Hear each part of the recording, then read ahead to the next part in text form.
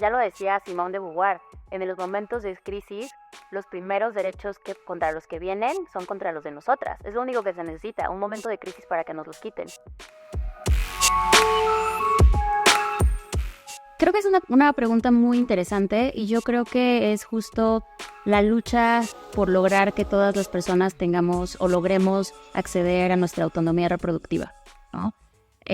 Como tú sabes, en nuestra Constitución se prevé justo este derecho, pero desafortunadamente por distintas cuestiones, muchas mujeres, muchas personas con capacidad de gestar, no se les garantiza este derecho, ¿no? Entonces, precisamente lo que buscamos a través de, el movimiento de la justicia reproductiva es que las personas tengan el derecho a ejercer su vida reproductiva como debe ser, ¿no? Como lo mandata la propia ley. Mira, a mí yo siempre digo que vivimos en el país del realismo mágico jurídico. ¿Por qué? Porque tenemos constitución preciosa, leyes magníficas y cuando ves la realidad, no coincide, ¿no? O sea, tienes una ley general para que las mujeres vivan libres de violencia, donde se prevén todos los tipos de violencia y donde se señala que el Estado tiene que actuar para garantizar esta vida libre de violencia. Tienes esta constitución preciosa que habla del derecho al acceso a la salud, del derecho a la igualdad y no discriminación, pero a la hora que ves cómo se prestan los servicios de salud, de manera muy particular de salud reproductiva, no coincide, ¿no? Y ahí es donde, por ejemplo, me parece que tenemos que voltear a ver al tema estructural. Porque desafortunadamente ahí está el problema. No es el problema de un médico, una enfermera, una médica en particular. Estamos hablando de todo un sistema que la forma en la que está construido, es el caldo de cultivo perfecto para todas las violaciones a los derechos humanos que se experimentan día a día en el sector salud, ¿no? Tenemos médicos y médicas understaffed, o sea, no hay suficiente personal de salud. El que hay no sé si han estado siguiendo las noticias donde se señala que a los residentes no les están pagando. Entonces tenemos no solamente poco personal de salud, tenemos gente súper preparada que no se les está pagando, también existen los derechos laborales, ¿no? Y a ellos no se les está pagando, que están trabajando 36 horas seguidas, ¿no? Que en un mismo piso tienen a 40 mujeres o personas con capacidad de gestar para atenderlas para un parto, ¿no? Que se les está cayendo literalmente el techo encima, ¿sabes? Entonces creo que también hay que voltear a ver cómo arreglamos o cómo nos metemos a arreglar el sistema para que a las personas en lo particular no se les violen sus derechos, ¿no? Porque siento que si ponemos curitas en casos particulares y no vemos la situación macro, pues realmente no nos metemos a las medidas de no repetición, ¿no? ¿Cómo vamos a evitar que estos casos en particular no se repitan a lo largo del tiempo? Porque a lo mejor tú litigas o acompañas un caso en particular, pero este caso en particular es el caso de 100,000 mujeres, ¿no? Entonces tenemos también que encontrar la forma de evitar que estas 100,000 mujeres vean sus derechos violados. Creo que es importantísimo hablar de eso, ¿sabes? O sea, desafortunadamente en muchas ocasiones nos centramos únicamente en lo que ocurre sobre todo en la Ciudad de México, ¿sabes? Creo que es un gran pecado que cometemos desde los activismos, ser chilengocentristas, y no únicamente desde los activismos en general, ¿sabes? Voltemos a ver, cuando tiembla, es el mismo efecto. Todo el mundo es qué pasó en la Ciudad de México, ¿no? Los medios cubren qué pasó en la Ciudad de México. Por eso yo creo que es tan importante el generar alianzas con los movimientos de base. Porque ahí es donde también encuentras identificas qué es lo que está pasando alrededor del país. Y no únicamente en las capitales, ¿no? Sino en aquellos municipios, en las rancherías, en la sierra. Con los movimientos de base sí puedes llegar a tener un conocimiento de lo que está ocurriendo de verdad en el país. O sea, lo que está ocurriendo en la unidad médica familiar que está en Ocosingo, o lo que está ocurriendo en la unidad médico familiar en el municipio que está a 3 horas de la capital, ¿sabes? Pero justo necesitas por eso estas alianzas. O sea, creo que es algo que desafortunadamente sigue ocurriendo. Como es algo privado, algo que ocurre dentro del hogar, realmente en pocas ocasiones se logra saltar a lo público. Se sigue perpetuando esta idea que las mujeres tenemos por naturaleza, nos encanta cuidar, ¿no? Y que lo hacemos con gusto y que lo hacemos felices y que es nuestra pasión, ¿sabes? Y que salimos al sector público pues como un plus, cuando en realidad en primer lugar señalar que lo que se hace dentro del hogar, las tareas del hogar es trabajo, ¿no? Y que claro que tendría que ser remunerado. Pero sí pones algo sobre la mesa muy interesante, porque no hablamos más de eso allá afuera, ¿no? Y también yo creo que tiene que ver mucho con el estigma que da el hablar de eso también, ¿no? El decir, es muy cansado el trabajo del hogar, es muy cansado cuidar, es muy cansado hacer las tareas del hogar, y después también salir a trabajar y regresar a casa y tener que hacer todavía más tareas de cuidado, más tareas, pues sí, para mantener una casa, ¿no? Y creo que desde lo jurídico ya se nombra, ¿sabes? O sea, ya se nombra justo esta doble jornada laboral, que en muchas ocasiones, más bien que casi siempre, no quiero generalizar, pero casi siempre tiene un efecto negativo en las mujeres y en su desarrollo profesional, ¿no? Porque encontramos justo pues esta idea de todavía desafortunada de los empleadores, de pues bueno, es que es mujer, entonces tiene hijos, entonces o si no tiene hijos va a tener hijos y se va a ir para la licencia de maternidad y además me va a pedir permisos para ir a cuidar a sus hijos. Entonces creo que justo para regresar a contestar la pregunta concreta, creo que no se habla en público sobre esto. Uno, porque sigue teniendo mucho estigma el señalar lo pesado que es, ¿no? Y dos, porque es un tema que no les importa a las personas que ejercen distintos poderes, ¿no? Cuando hablo de distintos poderes me refiero al poder económico, al poder político, al poder cultural. ¿Por qué? Porque desafortunadamente sigue siendo dominado predominantemente por hombres, ¿no? Un ejemplo muy paradigmático es este caso que llevó Ujire hasta la corte en la segunda sala, en donde hace muchos años el reglamento de las guarderías del IMSS únicamente preveía que todas las mujeres mujeres trabajadoras tenían acceso a las estancias infantiles del IMSS. Y los hombres únicamente si eran viudos, divorciados o tenían la guardia y custodia por completo de sus hijos, podían acceder a ellas. O sea, únicamente si se cumplían estos requisitos, ¿no? ¿Y qué había de fondo detrás de esta diferencia? No era un favor hacia las mujeres. Detrás de esta diferencia en donde se decía únicamente si se te murió la esposa o si estás divorciado y te quedaste con los hijos, tienes acceso a este derecho. ¿Por qué? Porque existía desafortunadamente y sigue existiendo, aunque la ley haya cambiado, esta idea de si el hombre sale a trabajar, hay una mujer que se queda en la casa cuidando a los hijos, entonces, ¿para qué necesitas la estancia infantil? ¿No? Pero es un ejemplo chiquitito, pero que me parece paradigmático de la situación en la que vivimos. Pues creo que el tema de educación tendría que estar en todas partes, pero desafortunadamente hay mucho miedo de hablar sobre el tema, ¿no? Desde la educación sexual, la educación reproductiva, creo que desafortunadamente el único elemento que se llega a tocar es el de la abstinencia, ¿no? Desafortunadamente, porque pues vaya, que se quedaron en otro siglo.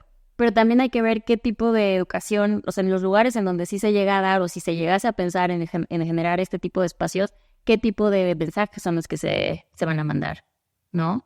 O sea, y ahí sí volvemos a tocar el tema del aborto, por ejemplo, ¿no? Porque ahí sí es, ¿por qué vamos a hablar? O sea, ¿en qué estados se van a atrever a decir que una mujer, una adolescente de 13 años puede acceder al aborto en caso, por ejemplo, de violencia sexual en todo el país, ¿no? Que eso tendríamos que saberlo todas las personas aquí, ¿sabes? O sea, todas las personas en nuestro país tendremos que saber que en todos los casos donde una niña, adolescente, mujer, persona con capacidad de gestar, está embarazada a consecuencia de violencia sexual, tiene derecho a acceder al aborto, como parte de sus derechos como víctima, ¿sabes? Y lo establece en la NOM 046. Y sin embargo, si tú preguntas, o sea, si nos salimos aquí a la calle y le preguntamos a cualquier persona que va caminando esto, es muy probable que no lo sepa, ¿sabes? Y que además, si eres mayor de 12 años, ni siquiera necesitas el permiso de tu padre tutor. Tú lo puedes hacer de manera libre, solicitarlo, y se te tendría que prestar el servicio, ¿no? Pero no, también ahí es bien importante la forma en la que se comunican estos derechos, ¿sabes? Cómo se están... Y a veces sí creo que pecamos de apostarle demasiado a las benditas redes sociales, ¿sabes? O sea, no todo el mundo tiene tiene Twitter, ¿no? No todo el mundo tiene chance de meterse a ver, no sé, ¿dónde están estas campañas también públicas en donde se hace este despliegue de información? Creo que, al menos, por ejemplo, lo que está pasando en Argentina sí preocupa muchísimo, ¿no? En donde, a ver, hablemos, las argentinas nos regalaron el pañuelo verde. O sea, nada más empezando por ahí, ¿no? ¿Sabes? Las argentinas inspiraron a este movimiento de la marea verde, que ahora es mundial, ¿sabes? Ahora que en Francia se declaró que el aborto es un derecho constitucional, veías a las mujeres francesas festejando con un pañuelo verde. Y ahora ver que este señor está diciendo que se va a quitar el derecho al aborto, sí preocupa, ¿no? Digo, ya lo decía Simone de Beauvoir, en los momentos de crisis, los primeros derechos contra los que vienen son contra los de nosotras. Es lo único que se necesita, un momento de crisis para que nos los quiten. Lo vimos con Estados Unidos, ¿no? Tuvimos en los 70s este caso espectacular es un decir porque tenía muchas fallas, pero eran los 70, ¿sabes? O sea, siempre hay que ver las cosas dentro de su contexto. Entonces, en los 70 se emite este caso de Roe versus Wade, y luego, ¿qué pasó hace 2 años? Dobbs, ¿no? Pasa Dobbs contra Jackson, y se echa para atrás. Y sí, tenemos este voto concurrente de Kavanaugh, en donde dice, claro que no estamos quitando el derecho, no estamos eliminando el aborto, estamos diciendo que regrese a los estados, ¿no? Esta decisión. Pero todos sabíamos que existían estas trigger laws en Estados Unidos que nada más estaban esperando que en cuanto se cayera Roe, en 15 días iban a entrar en vigor estas leyes que criminalizaban el aborto a partir de la semana 6. La mayoría de las mujeres no saben que están embarazadas en la semana 6, ¿sabes? Entonces sí fue como, pues estás eliminando esta posibilidad. A ver, creo que primero hay que señalar qué fue lo que pasó el 6 de septiembre del 2021. ¿No? Se vota la acción de inconstitucionalidad 148/2017. ¿Qué ocurre con esta acción de inconstitucionalidad? Se señala por primera vez por el Pleno de la Suprema Corte que la criminalización absoluta del aborto es inconstitucional, ¿no? Que esto es bien importante. No se despenaliza a nivel federal, sino que se señala que el caso en particular llega porque se reforma el Código Penal de Coahuila. La entonces PGR impugna, ¿no? Ciertos artículos dentro de los cuales estaba el delito de aborto, ¿no? Entonces llega el asunto a la Corte y lo que las y los ministros señalan es que justo esto, es inconstitucional la criminalización absoluta del delito de aborto, pero de manera muy específica de cómo está regulado en Coahuila. En los argumentos de la sentencia señalan sí que la criminalización absoluta es inconstitucional, lo postulan en sus intervenciones las y los ministros. La verdad es que algo bien bonito y bien interesante, si tú analizas cómo discutieron los ministros y las ministras en su época la despenalización en Ciudad de México y luego analizas cómo hablaron las y los ministros en esta sesión de pleno, es una diferencia abismal, ¿no? Abismal. Y esto creo que también es bien importante y bien bonito también reconocérselo a la Corte, ¿no? Como también ha habido una evolución argumentativa por parte de las y los ministros que yo se la atribuyo no solamente a las nuevas y los nuevos ministros, sino también a la gente que está en sus ponencias, ¿no? Cada vez vemos más mujeres dentro de las ponencias de las y los ministros, cada vez vemos gente más progresista. Entonces creo que eso también es algo que se tiene que reconocer y que pocas veces se habla, ¿no? De los equipos de las y los ministros. Entonces, dicho eso, en esta sesión se declara la inconstitucionalidad absoluta de la criminalización absoluta del aborto. ¿Y por qué es bien importante? Porque como por la votación con la que se logra, esto provoca que todas y todos los jueces locales y federales están obligados a seguir la argumentación de ese asunto. Entonces, esto quiere decir que si en un caso en particular se llegase a criminalizar a una mujer, se podría impugnar una vez que se judicializara su caso, ¿no? Hay que recordar que en materia penal, el hecho de que te abran una carpeta de investigación todavía se puede, ¿sabes? Pero en el momento en el que llega un juez local de lo penal, ahí es donde el juez tendría que decir, la Corte ya dijo que la criminalización absoluta es inconstitucional, no te voy a procesar, ¿no? ¿Qué pasa después? nosotras usamos esta argumentación porque te digo, o sea, todavía te podían seguir criminalizando. Y digo, imagínate que te abran una carpeta de investigación. Tiene un efecto disuasor enorme. ¿A quién le gustaría que llegue el Ministerio Público y te diga, te estoy investigando por abortar? ¿No? Entonces, lo que nosotras desde Gira hicimos fue decir, ok, la Corte por unanimidad ya señaló que es inconstitucional la criminalización absoluta del aborto. Y no solo eso, además, algo de lo que casi no se habla es que también dijo que el derecho penal tiene que ser utilizado como última ratio.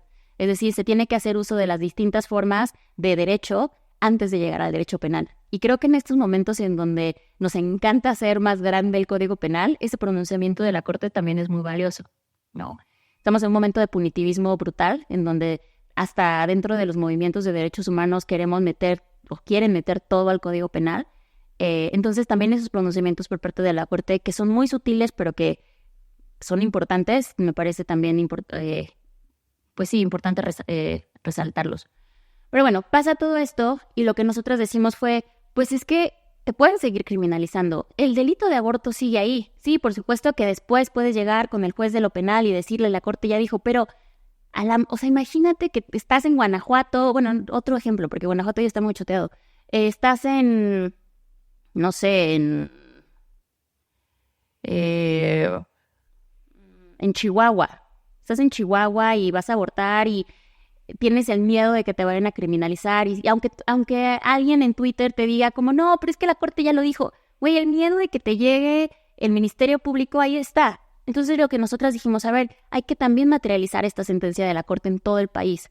Y lo que se ha hecho justo ha sido meter demandas de amparo en todo el país, en donde se han utilizado los argumentos de la Corte para obligar a que los jueces y las juezas de distrito, los tribunales colegiados, declaren inconstitucional el delito de aborto en cada uno de los códigos penales.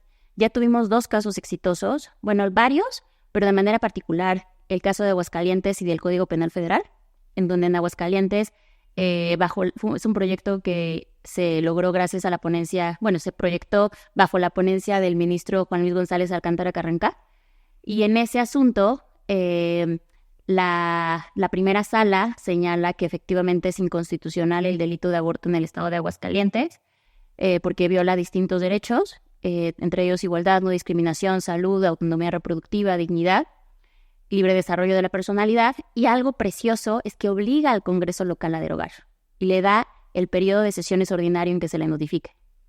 Se logra en diciembre del año pasado y gracias a esa sentencia pues es que en Aguascalientes ya no existe el delito de aborto antes de las 12 semanas de gestación. Y lo mismo ocurre con el Código Penal Federal. Ese asunto en particular lo proyectó la ministra Ríos Farjat.